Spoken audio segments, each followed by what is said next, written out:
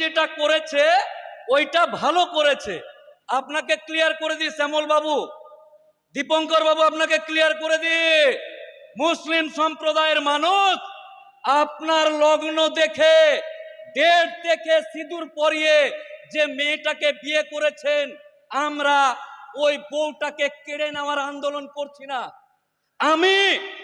আমি যাকে মোহর দিয়ে, মৌলভী সাহেব দিয়ে বিয়ে করেছি, এই সরকার বলছে উকিল সাহেব আপনার বউকে আমার ভালো লেগেছে, আই লাভ ইউ, আপনার বউ হামকো দে দো। ঠিক তেমনি আমার বাপের, আমার পূর্বপুরুষের দেওয়া জমিতে ওয়াকফ সম্পত্তিকে বলছে এই জমিগুলো আমাদেরকে দে। একটা উদাহরণ বলি, এই নতুন আইনে কি আনতে চাইছে, একটা 10,000 গ্রামের মুসলমান, 10 বিঘা কবরস্থান আছে, 10,000 মুসলমান, এদের যেটা বক্তব্য 10,000 মানুষ, বছরে ওই গ্রামের মানুষ মরে 10টা বা 15টা, 10 বিঘা কবরস্থান রাখার কি দরকার আছে? মুসলমান সমাজ, আমার বাপ দাদুরা নবাবের ছেড়ে যাওয়া বংশধর, কবরস্থান নিব চাচাজি, আপনার জমি অনেক আছে, আমাদের এলাকায় কবরস্থান, যে কবরটাতে মাটি দিই জল উঠে যায়, আল্লাহ আপনাকে সম্পত্তি দিয়েছে, কবরস্থানের জন্য জমি দেন। বললো ঠিক আছে, যা নিয়ে নে। তো আমরা নবাবের ছেড়ে যাওয়া বংশধর কৃপণতা না করে কবরস্থান করেছি 10 বিঘার, মাজার করেছি 100 বিঘার, মসজিদ করেছি 600 বিঘার। এই সম্পত্তিগুলোতে এই আইনে বলছে একটা গ্রামে 10,000 লোক, 10টা 20টা মরে, ফালতু ফালতু দামি জায়গাগুলো কবরস্থান করে রেখে দিয়েছে। আপনারা যেহেতু এক গ্রামে 10,000 মরে 4-5 জন বা 10 জন, 4 কাঠা ঘেরে নেন, আর বাকিটা সরকার নিয়ে ওখানে টোটো স্ট্যান্ড, গাড়ির বাস স্ট্যান্ড, আর টোটো ভুটভুটি আর পানের দোকান খুলবে। আমার বাপ যেখানে সাহিত্য আছে, আমার দাদু যেখানে সাহিত্যে আছে, এই সরকার চক্রান্ত করে ওই কবরস্থানের মধ্যে এই গাড়ির চাকা, টোটোর চাকা আর পানের পিঠ ফেলতে চাইছে।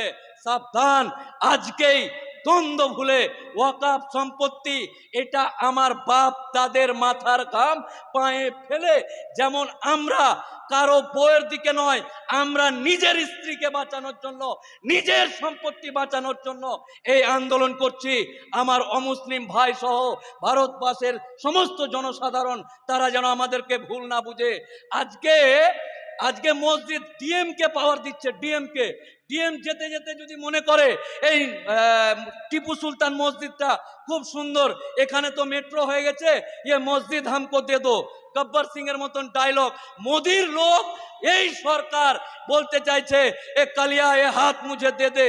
ঠিক তেমনি ডিএম যদি মনে করে এই মসজিদকে তুলে দিয়ে এখানে বাস স্ট্যান্ড করব, তাহলে ডিএম তাদেরকে বলবে কাগজ দেখা। 600 বছর আগের মসজিদ, 1200 বছর আগের মসজিদ, আমার বাপ দাদুদের তৈরি করা মসজিদ, এই মসজিদ নিজের জান থাকতে কারো হাতে তুলে দিতে চায় না। প্রত্যেকটা মুসলিম সম্প্রদায়ের ধর্মাবলম্বী মানুষদেরকে বলছি, আপনাদেরকে বলছি, যেমন শ্যামল বাবু না জেনেই ওয়াকফ মানে বাপের সম্পত্তি মনে করছে, মোদি দিচ্ছে ভালো কথা, এই মুসলমানদের কাছে এত কেন থাকবে, আমরা নিয়ে নিব, মনে হচ্ছে বাপের জিনিস নিয়ে নিবে। ঠিক তেমনি আপনাদেরকে আমি মোফাক্কেরুল ইসলাম অনুরোধ করে বলছি, আপনারাও গিয়ে ওয়াকফ কি মসজিদের জমি, ওয়াকফ কি কবরস্থান, আরে ওয়াকফের জন্য একটা আদালত আছে, কোর্ট আছে, উকিল আছে, নির্দিষ্ট পদ্ধতিতে ওয়াকফ আইন চলে। আজকে স্বাধীনতার পর আমার বাপ রক্ত দিয়েছে, আমার দাদু রক্ত দিয়েছে, এই দেশ, এই পতাকাকে বুকে নিয়ে আমরা 70-74 বছর ধরে এই দেশে বাস করছি। হঠাৎ করে একটা সরকার এসে বলছে আমরা তোর বাপের কবরটা নিয়ে নেব, জিসিবি দিয়ে খুঁড়ে আমার বাপের কবরকে শিকল দিয়ে আমার সামনে টেনে নিয়ে যেতে চাইছে।